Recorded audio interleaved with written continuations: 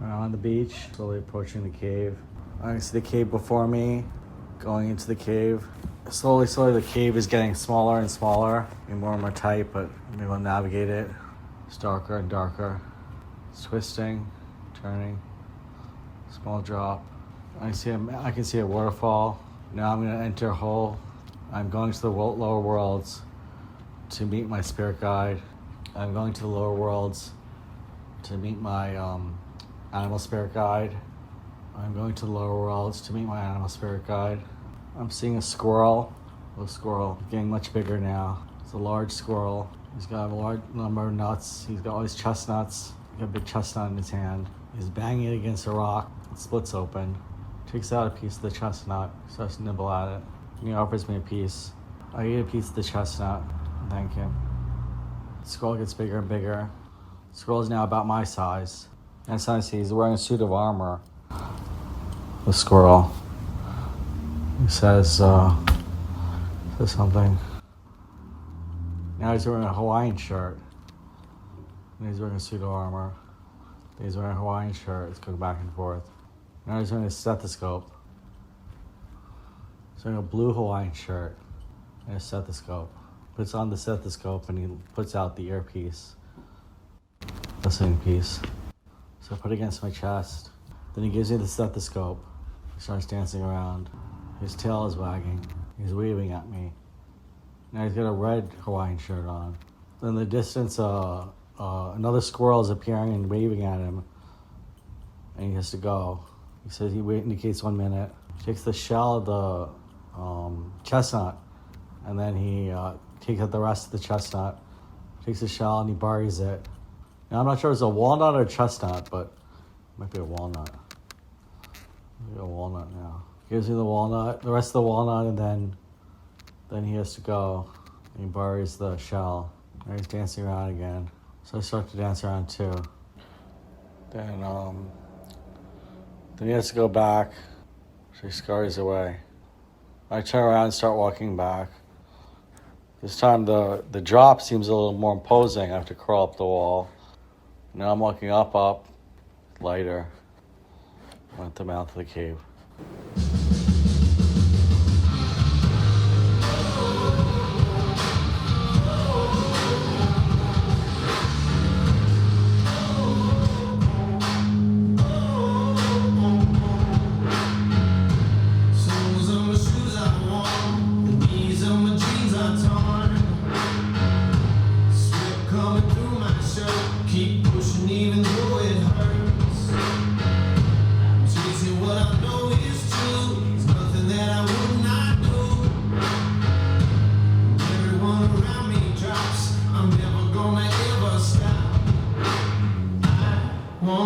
Waste another minute, no, I'm a man on a mission.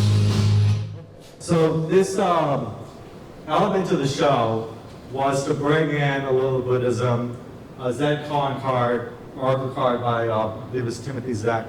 We have the book over here, it's on the back. I'll talk more about it later. But the koan or riddle that is here that's presented is make medicine from suffering. So the prior story, there might have been a lot of suffering in the moment or momentary uncomfortableness or moment to moment kind of like what's going on or confusion, but it's something that helped me in years to come. Something that kind of steeled me, as I said, to prepare me.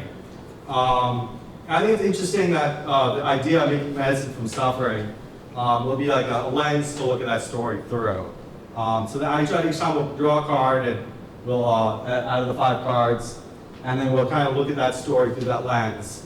And the next story I'll tell, and we'll draw a card for that story, okay? So the second story is half of Pineapple Incident. So it's one half of Pineapple Incident. This Pineapple Incident story is my senior year in high school. And we'll go into that, you'll find out what the Pineapple Incident is. And since it was such a robust year, like so much to happen, I split it in half, which we'll find out why. Okay, so I was in the 9th grade and I applied to a special high school, Tonville High School in Staten Island, New York. I did the special, I know some of you know, like the special high school exam. take an exam for like going to specialized high school. So I took this exam, and they asked me, what is the most influential book you've read? What's a book that impacted you? So I talked about, in this essay, I talked about Wizard of Oz, and I read like 12, even before I was a reader, my sister read to me from the Oz series, and then I slowly started reading them as I became a reader. L. Frank Baum wrote like 12 books, and then Ruth Thompson wrote like 14 books. So I read all that, and I talked about that. And then also in the 4th grade, I began my first like novel attempt. I attempted at writing a novel, and it was called Professor Wozit and the Land of Woz. And it's basically about this professor, this kind of like theorist who creates a microcosm of a world, and then him and his talking dog shrink to save the prince in this microcosm. The prince got kidnapped, and they have to save him. So he's, the professor's receiving these mind-to-mind communications from the people in his world that he created. And then him, his newly talking dog, his dog, in the beginning of the novel, jumps into a vat of chemicals similar to like the Spider-Dad trope and becomes a talking dog. And then they shrink themselves down, like kind of like Honey, I Shrunk the Kids kind of thing. They're shrinking themselves down, and they inject themselves into this world. And then I slowly start to narrate, then going town to town in this microcosm about what they're encountering. And I got to the point where they were entering Booktown, where of course everyone, all the characters in this, all the people, inhabitants of this town, are like reading books, and they're like reading books so intently and so focused that they're bumping into things and not focusing on anything else, and just basically engrossed in their literature. And then I was like, what do I do now? I didn't have that kind of 4th dimensional thinking and plot. I just write, for the fun of it. So I was like, a monster appears and eats half of the crowd, half the cast, because the professor come in and, of course he got his band of merry followers and, following these genre tropes. People just be like, let's go on an adventure with you, like kind of similar to how the Scarecrow and the Tin Man joined Dorothy. So all these different people would join their team, and then a monster comes and eats like half of them. And I'm like, that got ready. It was getting all unwieldy with the band of merry followers. I was just repeating that thing over and over again, like, all right, then another guy was like, I'll join your team, and then to find the prince. And that was like a monster comes and eats all of them. I got a little bit of a hit a wall there. I was like, what do I do now? So I was like, all right, I guess I'll take a little bit of a writer's break or writer's block. And then I put it aside. This is in the 4th grade. I'm like, whatever age that is, like 10 or 9 or I don't know, 5, 4, 9, whatever it is. I'm like a little baby writing these books. And then somebody in the class, anonymous person, took the book and scribbled all over it. And was like, saying like, it sucks. Like my first literary critic, in the sense of like, my first troll or critic, harsh critic, was basically scribbling all over it, making those little comments, like you would comment on basically the YouTube comments that you see now. Like that kind of level of toxicity, like really crazy stuff. And this is in my memory that, like, for a 4th grader, I'm like, that's pretty low down. And then I erased all those comments with the eraser, and I preserved it till like a couple of years ago, or until 10 years ago, when I lost. I resurfaced it, and my friend Alan went to take a look at it. And I gave it to him, and somehow in the shuffle it got lost. But at the same time, it was interesting. I preserved it for a pretty long time. After that. Yes, okay. So back to high school. So now at Tom High School, I ended up going to Tom Humanities Institute. And the senior year in high school, there was like a limited amount of classes you could take. So I took Latin, that was required. And I could say a few things in Latin, but not much. Because it's a dead language anyway, and I didn't want to like resuscitate it just for the purpose of the show. Try to brush up on my Latin just to make a quick pro quo kind of attitude or something like that. I don't know. That's about the extent of my quick pro quo. That'd be here. Anyway, I took 2 semesters of Latin to be able to say that with authority. Say that with the knowledge that I know Latin. Whereas you say it because you've heard it. Right? I know Latin. I studied Latin. So yes, okay, so I took drama class, and there I met Andy, who is one of the principal characters that will occur in the show. Andy was, let's say, not in the honors institute. That's fair, right? I don't want to be like telling what rank he was in the GPA, but let's just say he was not in the honors institute. So when my friend in the fencing team, yes, I was on the fencing team. I joined the fencing team. He said to me, "You shouldn't hang out with Andy. He's a bad influence on you." I think we all know when people say that, what that means, right? It's like we want to hang out with him because, like, he's the bad boy who's gonna bring out the bad side of me, my intellectual badass side of me, right? So, of course, I wanted to hang out with him even more, right? So, he was all right. This is stupid. All right, that's my favorite joke. So the fencing buddies were practicing foil, right? That's the sport in fencing: foil, saber, and epee, right? The 3 brands of fencing. Meanwhile, Andy was foiling my parents' plan, teaching me a different kind of fencing, aka shoplifting. So that was really great. My parents, I'm sure, were really happy about that. But so when I went to Staten Island Mall, we don't know if those of you are from Staten Island. Yeah. So we went to Staten Island Mall, and he's like, "You know what? Steal me that wig." So he said, well, he basically said it like that, but I'm like, "Yes, sir." Let me go steal the wig. I'm mad on mission. I'm mad on mission to steal that wig. So I do my stealth maneuvers that they taught me in, Latin class, in the Roman class, like when you ask. So I did my stealth maneuvers around this Aeropostale. It was known as a hot topic or Aeropostale, and I'm like, trying to be like camouflage about it. I go there to the display. I pretty much grab the wig off it. It has a split. There's a black wig, black longer hair up to the so like a split out the side. So I tell Andy, I'm gonna wear it to class the next day. I'll give it back to you after I wear it to school the next day, right? So the next day I show up to class and I'm wearing this wig. And my hair, I had hair. I had more hair. It wasn't like balding at that time. It was like, I had a little more hair there. But this is much longer, obviously. So my friend Alan was like, "Oh, wait a minute, how long has it been since I've seen you?" Like, a little confused. And then I reported to AP European history, and everyone was like, kind of, as Andy put, the pheromones kick in, So the pheromones, the attraction chemical, the chemical that activates attraction. So, but it was a boost in confidence at the very least. So a different persona was inactivated, kind of that alter ego, that badass in me was activated. So I was like, yeah, it's good, it's good. And then in AP European history, we're going through the history of European history, and he's like, the only thing I really zoned in on was like there are the Tories and there are the Whigs. Good. I learned something about European history.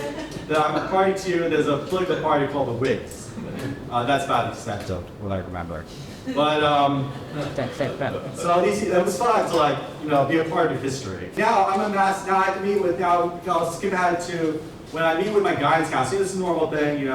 High school students will meet with the guidance counselor. She was like, it's quite impressive. You're taking on 3 AP classes, advanced placement classes. A senior year, it's like advanced placement is to prepare you for college, obviously. You don't need to take that many. It's like probably take 1, maybe not even. But I was taking 3. I signed up for 3. I signed up for AP Political Science, AP European History, and AP English. And she's like, you know what? Maybe you want to take it easy. Maybe you want to drop 1. I'm like, oh no, of course not. I like European history, about the Whigs, and I like English, obviously. I like the Gunslinger, as been mentioned, but I like a lot of this literature. And I was like, I political science. I got to keep that because I've been part of student government freshman year, sophomore year, and junior year. But senior year, I said I'll take it easy because everyone wakes up to student government in their senior year. In freshman year, there's like 4 people running for office. So I have statistically, I'm pretty much guaranteed a position. President, Vice President, Secretary, Treasurer. I'm guaranteed a position.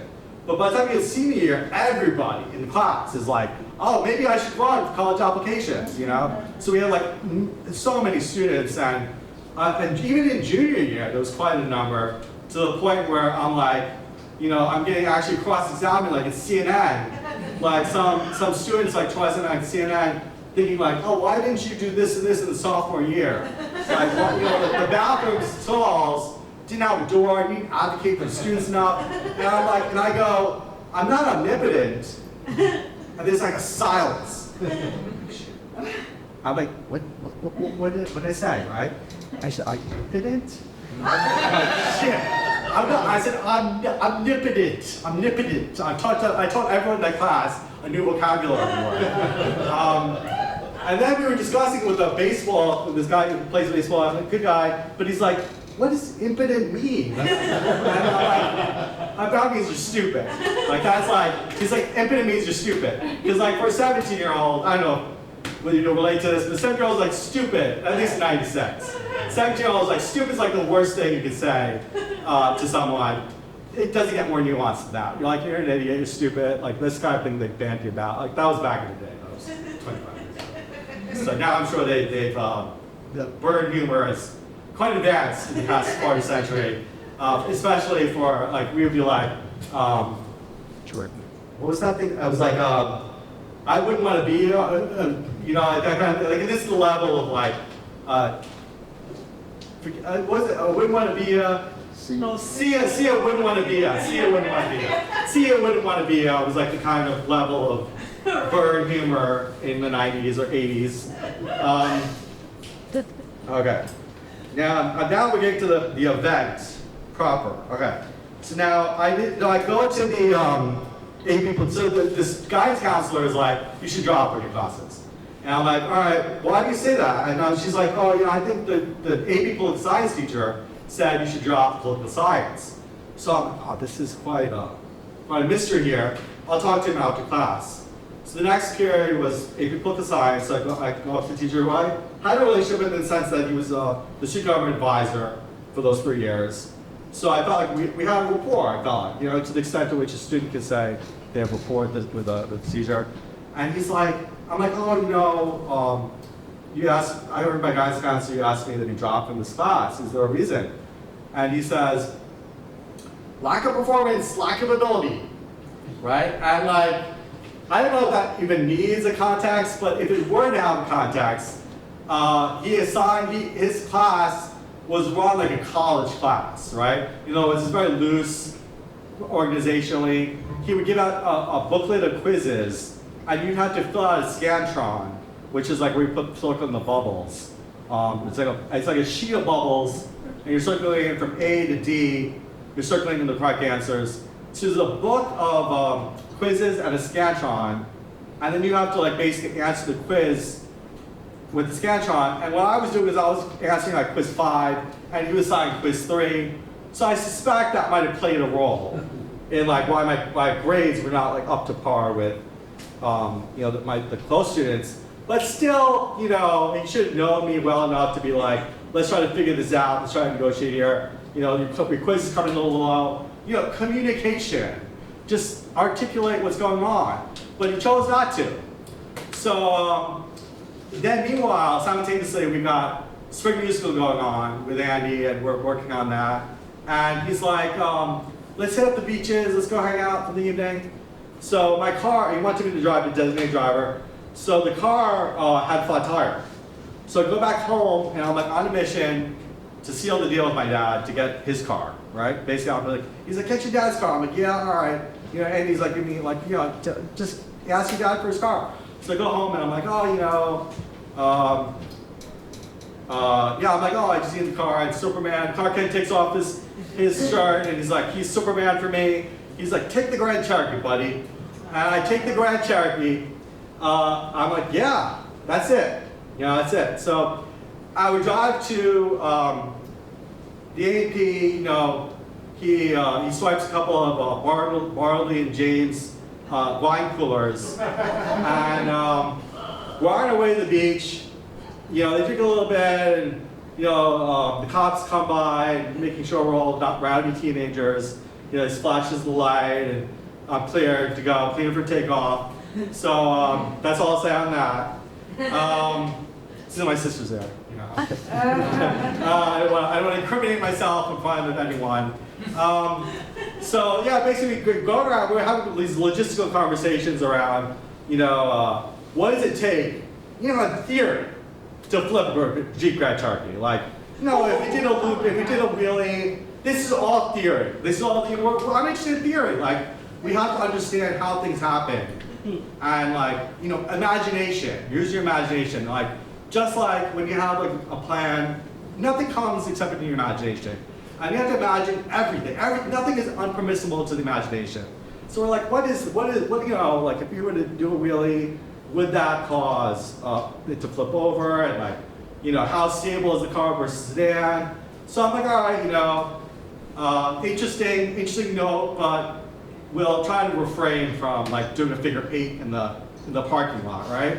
I'm like, also, but as we're leaving, we're going down the street. Andy starts to, Andy, him right doesn't matter, but anyway, Andy starts to bring it down and like flip over the garbage cans, right? So I'm like, I'll permit that, I'll let that, a little inadvisable, but you know what, I'm gonna go with the flow. So I slow down after each house, and I slip in the garbage can, right? So then suddenly there's like 3 in the back. There's two other people in the back. So they're like, oh, we're getting chased. So I'm like, oh great. Now badass has been activated. This is not, the rubber's hit the road again. Like I'm activating the real life mode. Like, we can read about this in books, but when it happens to you, when you're being chased in a lonely Staten Island road, you can learn a little lesson with this cautionary tale, right? You can learn a lesson with this cautionary tale. So I'm maneuvering. I think I take maybe 1 defensive driving course, but I was initiating offensive driving course, right? So a little bit of offense takes a good defense is a good offense, right? Anyway, the point is, I'm like, let me do a quick turn. I'm kind of going a little faster. We'll lose them. Do a quick turn, but the corridor did activate. I took the signal on. It was just a knee-jerk reaction. Like, I put the signal on, I'm turning, I'm going like 40 miles an hour, and my life does slow down. Like, your life does slow down at that moment when you're taking a turn too fast. This Jeep Grand Cherokee, I'm trying to think about the logistics of this, because doing a quick turn on a sedan is a different experience than doing a quick turn on a Jeep Grand Cherokee. It's much higher percent of gravity. Something about the front and rear, I didn't really research this, I should have, but I'm trying to do my hypothesis based on my lived experience. So the front wheels I was turning, meanwhile it's still going forward. So I'm like, all right, there's something strange going on. It's not turning, it's not going 40 miles an hour. It's still got this momentum going forward, but I'm also turning. Like the car's turning, but it's also going forward. And then meanwhile, Tim, whatever. Anyway, Tim puts his, I'm gonna give him all pretense of trying to fake his name at this point. I'm not giving his last name. Unless I slip that, then we'll figure it out. Anyway, so he puts his feet up against the dashboard, right? This is his attempt to like prevent himself from going through the window. Even though he had his seatbelt on, I don't even know if he had a seatbelt on. But anyway, I should have done a check on that. No, it's a past self. No. So he's got his feet up in the dashboard. I'm thinking to myself, there's an airbag there. Like, what the fuck is gonna happen? Pray to God the airbag isn't activating. Like, I'm just like, this is like a 5-10 second moment here that was really slow to me. It felt like 30 to 45 seconds. But I don't know, I have no idea. But I'm slowly, in slow motion, approaching this parked 1957 pickup truck that's parked there. And I'm like, what I should do, I should throw the car into reverse. Because then it'll just go backwards. Like, and then I'll be okay. Like, obviously the car isn't behind me, so I'm gonna throw the car into reverse, but that doesn't work that way. Theory and physics and Greek giant Cherokees. This must be the logistics of the Greek giant Cherokee versus the sedan. We have to give myself a little slack here. So I hit the car, made impact, and then did reverse. So, it was working properly. But of course the bumper dropped off. So, the pursuing car, those of you following, tracking that, the pursuing car stopped for a second and just went on by, right? And there's a little bit more to the story, but for the sake of time, like, I actually continued on, got to a dead end. Then it stopped and went on, but I wanted to abbreviate this for the sake of time. So a good thing I abbreviated now. I also want to be truthful, but anyway. So then we have a conversation with, then I have to go back. I have to go back. Those are catching the subtle loss references. I baked it in there, that's, no. So I was like, we have to go back. And then we go back to the house and we have a negotiation period with the owner of the car. And they're very understanding, of course, because they saw the guy chasing me. And this is like a curse in my life. People are so understanding. And like, at those moments like that, it feels a little bad, like that they're so understanding, so generous with their, just exchange insurance informations, and that's fine, at the same time, they weren't like yelling at me or being like, what do you think you're doing during 1957 pickup truck? Like they were pretty like cool about it. So then my parents come, my dad comes, picks me up, we go back, and then a little while later I do a statement for the insurance to prove to them like what happened, and I get the whole group together, the whole people in the car together to do the insurance statement.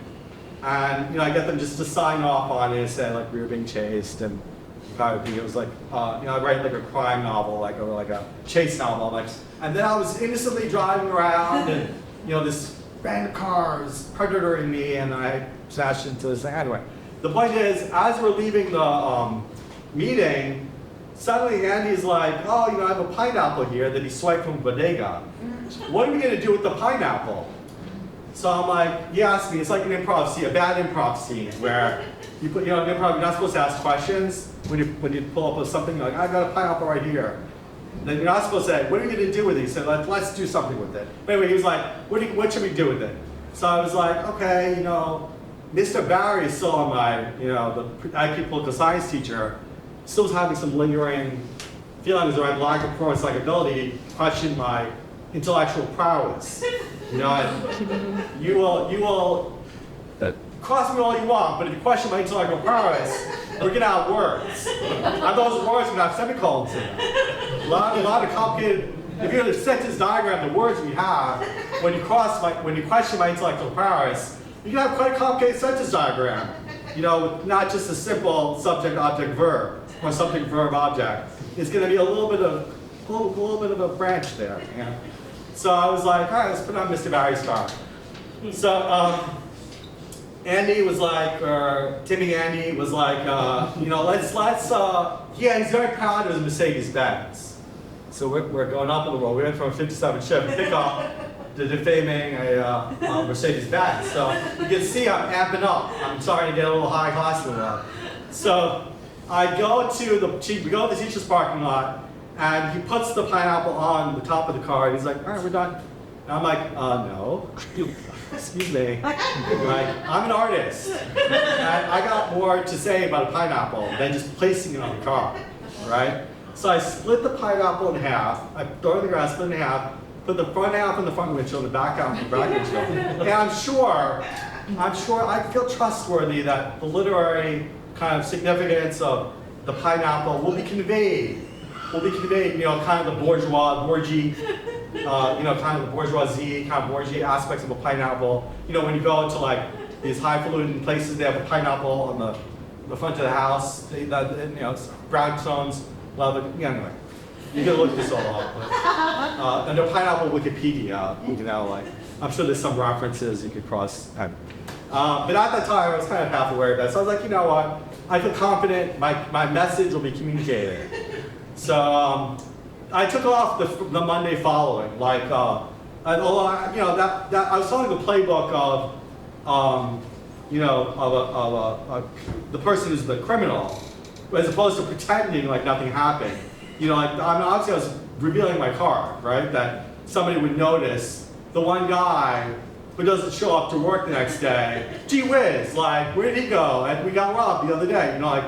This is a little basic stuff, but I wasn't familiar with that playbook yet. I wasn't familiar with that particular playbook. So I didn't go to class, and then I go to school. I just told my dad I had a stomachache or something. I had upper respiratory infection, I said. And she was like, all right, that's a little more textbooky. So he's like, good.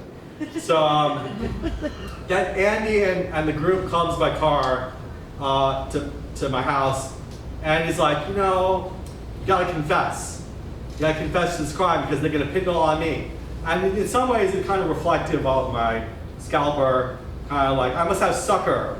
You know, like, written somewhere, and it's like in UV that I can't see it, but he's got like this heat vision that I can see that. So I'm like, you know, he's like, you gotta confess because they're gonna pin it on me. So eyewitnesses, blah, blah, blah, all this big story, sob story. So I'm like, you know what? I'm gonna take this on because again, my intellectual prowess was insulted. He didn't just say, you know, like, he didn't just say like, you know, I don't like you. He said, you have a lack of performance, a lack of ability. Like, come on, that's harsh to a nerd like me, like a theoretical nerd like me. To say I have a lack of ability is quite a low blow. So I was like, you know what? I'm gonna tell him off. This is the face off I wanted. I'm gonna take credit, take acknowledgement, take responsibility. You know, we talk about taking responsibility for actions. Take responsibility. I'm gonna go out there and just tell them what like it is. You know. So I ended up going to the school, writing like a War and Peace testimony to why I did it. Like way too much information about like, when I was narrating the story over again, like up to now, in my statement to the D, you know, because they asked you like, they actually have a form. They ask you to fill out when you're confessing to, or when you're, you know, they have a form anyway. The one that I know, like, I took it on as a literary essay. And I'm like, you know, meanwhile, the other group, Joe and Tim were like, we'll confess to something else. So I'm like correcting their grammar on their statement while I'm writing mine. Oh, you missed a comma there. Try to say it like, not in the passive voice, like say it more active, because it's just a bad look when you use the passive voice. You know, like in your statement saying I spray painted some locker. Don't say this. Don't say like this. The locker was spray painted. You know, say I spray painted locker. Take a little ownership. So I was like, I didn't quite. I put a period in a comma. You know, I was kind of. So, anyways, I finished my statement, and then my dad got called in, and you know, this is on the heels of me destroying his car. I now have a performance art piece of Pineapple, but I'm like, you know, he told me I have a lack of performance ability, right? My dad's like, you know, here's $20. Give it to the guy for the car wash. You know, I know you're kind of short on cash. So I'm like, yeah, I don't have a bank account. I'm 17, right? I don't have a bank account yet. So I'm like, I go to the meeting, I reiterate, like, I'm like, you know, we did all this, like, we? And I'm like, oh, the royal we. I'm not confessing, I'm not ratting anybody out. I'm not a rat. I don't tell the other people that they participated in this. And it's all me because I want to take full credit. And, you know, set up my one-man show 25 years later. So if I'm going to take full credit, I'm going to take full credit. I'm going to own it, right? So then I'm like, okay, you know, I did it because the guy's house is like, no, I understand how people say things and it hurts more than you think, because she's really the one who started the whole thing by telling me the teacher, wanted to kick me out of the class. So everyone has a little piece of the blame. Everyone's got a little piece of the blame. So she acknowledged in that meeting, you know, maybe we're more sensitive than we like to acknowledge. And they know, you know, Tim's a bad influence, right? Because the we, I kind of give a little wink, wink, that they kind of knew what's going on, but, you know, so I gave a little wink, wink in that direction. But, because teachers know what the students are doing. It's not like that one. But anyway, I gave him $20 for car wash, and then he has to wash his car because he's real lost his Mercedes-Benz. And like, and then also I do a day's detention where the teacher, a whole day I'd spend in detention. Well, the teacher's like, no, one of you is going to become a famous person in this. She's like basically like, you know, the detention hall. You never know what the potentialities for people are. I'm like, yeah. I'm going to do a one-man show 25 years from now, and then this will be. She knew it. She had that foresight. She had the foresight to know that just because you're getting detention, don't feel bad. You can still do a one-man show in 2023, right? I was like, yes, thank you. So actually, I left that meeting reenacting the Richard Nixon salute. It's like, I am not a criminal. And I thought that was good, kind of in my mind, in the cinematic moment in my mind. It was Frida.